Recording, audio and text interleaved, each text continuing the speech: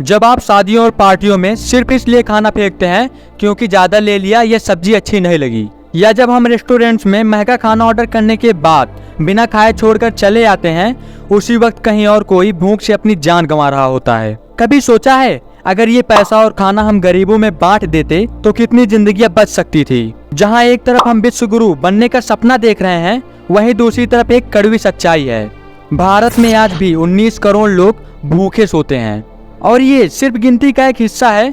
हर साल 7 से 19 हजार लोग भूख से मर जाते हैं। सोचिए, हर 5 से 13 मिनट में एक इंसान सिर्फ खाना न मिलने की वजह से अपनी जान गंवा देता है। जो रजिस्टर्ड हैं वो तो एक अलग बात है, लेकिन अनरजिस्टर्ड मौत का क्या? हर दिन 4500 से ज्यादा बच्चे सिर्फ 5 साल से कम उम्र के भूख और कुपोषण के कारण मर जाते हैं। नेशनल फैमिली हेल्थ सर्वे के मुताबिक भारत में 35.5% बच्चे बौने रह जाते हैं। क्यों? क्योंकि उनके शरीर को जरूरी कैलोरीज, प्रोटीन और हेल्दी फूड नहीं मिलता। ये सब देखकर आप जरूर सोच रहे होंगे, एक तरफ भारत विकास की ऊंचाइयों को छू रहा है और दूसरी तरफ ये बेबसी, गरीबी और भूखमरी का समुंदर क्यों है? क्योंकि यहाँ गरीबी को खत्म करने के बजाय गरीबी को छुपाया जा रहा है। ये बात है 2020 की, जब अमेरिका के पूर्व राष्ट्रपति भारत टूर पर आए थे। तब अहमदाबाद के एयरपोर्ट से लेकर हासोल सर्कल तक की झुग्गी झोपड़ियों के आगे एक दीवार बना दी गई, सिर्फ गरीबी और लोगों की हालत छुपाने के लिए। लेकिन ये सच्चाई है जो छुपी नहीं रह सकती।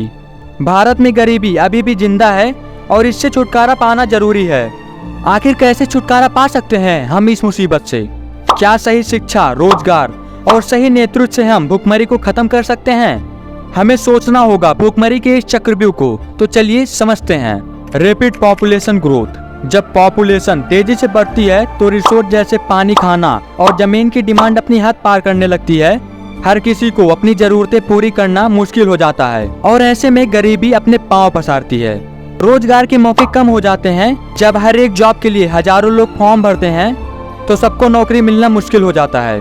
इस बेरोजगारी का सीधा असर गरीबी पर पड़ता है और लोग अपनी नीड्स को पूरा करने के लिए जद्दोजहद करते हैं। ज्यादा पॉपुलेशन के साथ स्कूल और हॉस्पिटल का इंफ्रास्ट्रक्चर पिछड़ जाता है। ना तो बच्चों को अच्छी शिक्षा मिलती है और ना ही बीमार लोगों को अच्छा इलाज। ऐसे में डेवलपमेंट रुक जाता है और गरीबी और गहरी होती है। ज्यादा लोगों का मतलब है कि ज्यादा लोग गरीब बस्तियों में रहने पर मजबूर होते हैं। इन बस्तियों में ना तो सफाई होती है, न पीने का पानी और न बिजली की सुविधा होता है। ये सब लोगों की जिंदगियों को और भी मुश्किल बना देता है। बढ़ती आबादी के साथ सरकार पर इकोनॉमिक बर्डन भी बढ़ता है। वेलफेयर स्कीम्स और डेवलपमेंट प्रोजेक्ट को आगे बढ़ाना मुश्किल हो जाता है और गरीबी से लड़ना और भी ज्यादा मुश्किल हो जाता है। क्या आपने कभी सोचा है भारत की इकोनॉमिक ग्रोथ कर रही है लेकिन फिर भी गरीबी कम क्यों नहीं हो रही? इसकी सबसे बड़ी वजह है धन का असमान वितरण। भारत में इकोनॉमिक ग्रोथ का फायदा ज्यादातर अमीर लोगों को मिलता है, जबकि गरीब लोग अपने जीवन के लिए संघर्ष कर रहे हैं। जब तक धन का समान वितरण नहीं होगा तब तक गरीबी कम नहीं होगी। भारत में जॉबलेस ग्रोथ भी एक बड़ी समस्या है। इकोनॉमिक ग्रोथ हो रही है पर टेक्नोलॉजी और ऑटोमेशन की वजह से नए जॉब उतनी तेजी से क्रिएट नहीं हो पा रहे। इस वजह से लोग बेरोजगार हैं और गरीबी का सामना कर रहे हैं।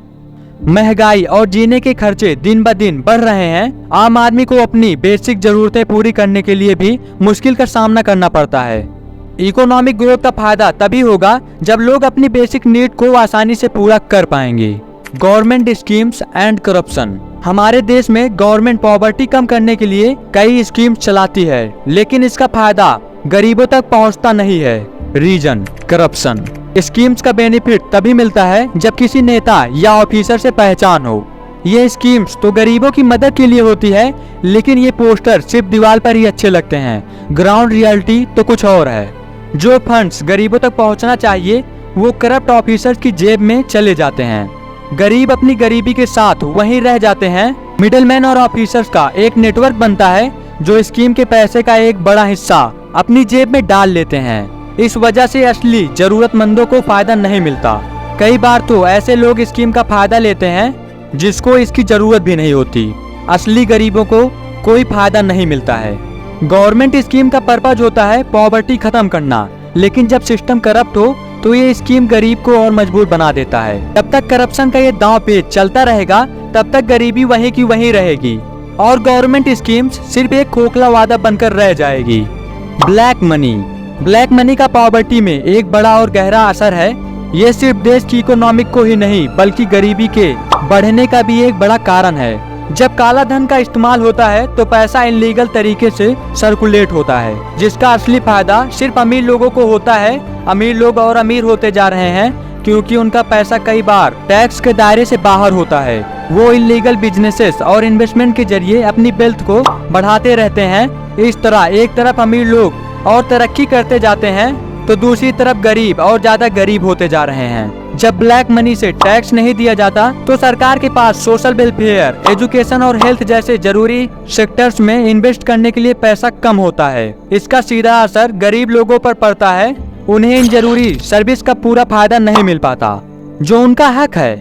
गरीब लोग सिर्फ अपनी जरूरतों के लिए भी संघर्ष करते हैं, जबकि अमीर लोग बिना किसी मुश्किल के अपनी जरूरतें और लग्जरीज पूरा कर लेते हैं। गरीबों को बेसिक सहूलतों के लिए भी परेशानी होती है। सिस्टम उनके लिए और कठिन बन जाता है। अगर हम गरीबी को सच में खत्म करना चाहते हैं तो हमें सही शिक्षा, रोजगार और करप्शन के खिलाफ कठोर कदम उठाना होगा और वेल्थ का समान वितरण नहीं होगा। तब तक भारत की विकास की कहानी अधूरी रहेगी और गरीबी का चक्रव्यूह बरकरार रहेगा। भारत विश्वगुरु तभी बनेगा जब हर एक नागरिक को रोटी, कपड़ा और मकान का हक मिलेगा। अब वक्त है इस गरीबी और भुखमरी से छुटकारा पाने का। आज के वीडियो में बस इतना ही। धन्यवाद।